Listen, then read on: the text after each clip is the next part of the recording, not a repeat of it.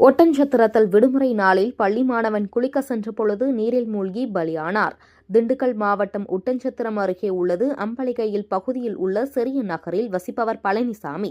அவரது மனைவி வள்ளி. இவர்கள் கூலி தொழில் செய்து வருகின்றனர். இவர்களுக்கு சித்ரா என்ற மகளும் ஒரு மகனும் உள்ளனர். இந்நிலையில் சித்ராவிற்கு திருமணம் முடிந்து தற்போது கணவரை பிரிந்து தனது தாய் வீட்டில் வசித்து வருகிறார். மேலும் சித்ராவிற்கு மனநலம் சரியில்லை என்றும் கூறப்படுகிறது. அதேபோல் சித்ராவிற்கு அன்பரசன் என்ற மகன் உள்ளார். அவர் அருகில் உள்ள தனியார் பள்ளியில் படித்து வருகிறார். இவர்கள் அனைவரையும் சித்ராவின் தாய் தந்தை பராமரிப்பில் வளர்த்து வருகின்றனர். நேற்று பள்ளி வார விடுமுறை நாள் என்பதால் அன்பரசன் தனது நண்பர்கள் 4 பேருடன் அம்பலிகை அருகில் உள்ள குளத்தில் குளிக்க சென்றுள்ளனர். குளத்தில் குளித்துக் கொண்டிருக்கும் பொழுது நண்பர்கள் 4 பேரும் குளத்திற்கு கரைக்கு வந்துவிட்டனர். அன்பரசன் மட்டும் வரவில்லை என்று கூறப்படுகிறது. இதையடுத்து அன்பரசனின் நண்பர்கள் நீண்ட நேரம் பார்த்த பொழுதும் குளத்தில் இருந்து அன்பரசன் வெளியே வராததால் அவர்களது உறவினர்களுக்கும் காவல்துறையினர்களுக்கும் தீயணைப்பு துறையினருக்கும் தகவல் தெரிவித்தனர்.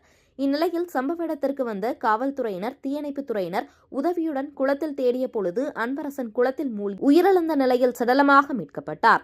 அன்பரசனின் உடலை மீட்ட காவல்துறையினர் உடற்கூர்வாய்விற்காக ஒட்டன்சத்திரம் அரசு மருத்துவமனைக்கு அனுப்பி வைத்தனர்.